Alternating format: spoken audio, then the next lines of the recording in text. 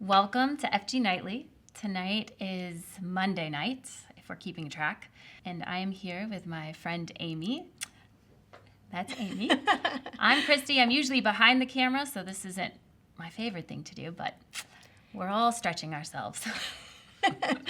And we're going to be reading a story this evening to you. You might have heard it before. It's in the Jesus Storybook. It's one of the stories that we're going to be talking about on Sunday in a sermon coming up. So let's get started. Let's do it. Okay. This one's called Washed with Tears. One night, Jesus went to dinner at an important leader's house. The important leader invited his important friends. They were all just sitting down to eat when a woman walked in. She was not invited, but everyone knew who she was. "Who does she think she is?" the guests whispered. "How dare she?" The woman was a big sinner, and everyone knew it. It was easy to see, after all.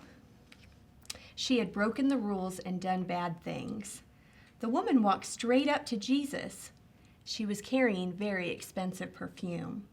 Now, the thing about perfume back then was that it didn't come in bottles, it came in jars. And the jars were made out of precious stone, like alabaster. But here's the catch.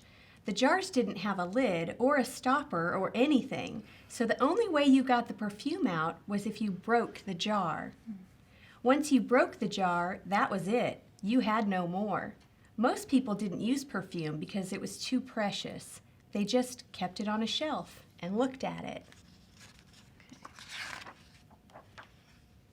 So you see, this perfume was her most precious thing in all the world. It was her treasure. The woman knelt down before Jesus like he was a king. She held Jesus' feet in her hands and started to cry. Her tears fell onto Jesus' feet, washing them. She kissed his feet and dried them with her long, dark hair. And then she did something strange. She broke the jar and poured the perfume all over his feet. Everyone gasped. "What waste! Over someone's feet? Such expensive perfume? It smelled like lilies in a summer field." Jesus looked at the woman and he smiled at her.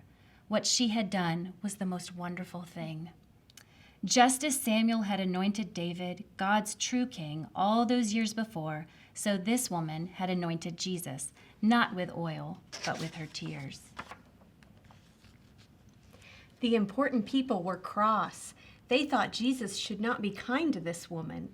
"That woman is a sinner," they grumbled. "We're the good ones." And it's true, they did look good from the outside. After all, they were keeping all the rules. But Jesus could see inside people and inside their hearts.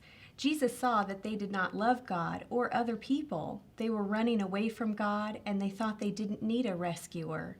They thought they were good enough because they kept the rules. But sin had stopped their hearts from working properly, and their hearts were hard and cold. "This woman knows she's a sinner," Jesus told them. "She knows she'll never be good enough. She knows she needs me to rescue her. That's why she loves me so much." So good. You look down on this woman because you don't look up to God. She is sinful on the outside, but you are sinful on the inside. The important people shook with anger. Jesus turned to the woman and smiled. "Your sins are forgiven," he said.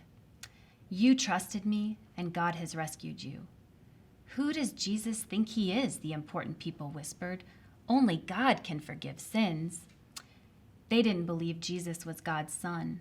The more Jesus loved people and helped them, the more the important people and leaders hated him.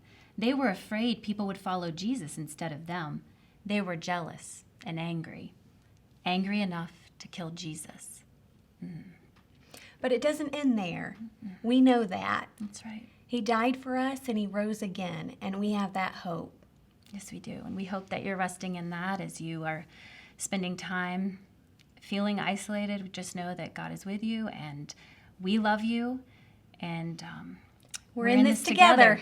That's right. So we hope as we walk this journey and at the end of it, that we will come closer to Jesus and our faith, and that every day you're choosing faith over fear. All right. Yeah. So We're done here. When we get to the other side of this, we have a bunch of stickers waiting for you. And until then, we're just going to play, 52 card pickup? Sure. Shall we?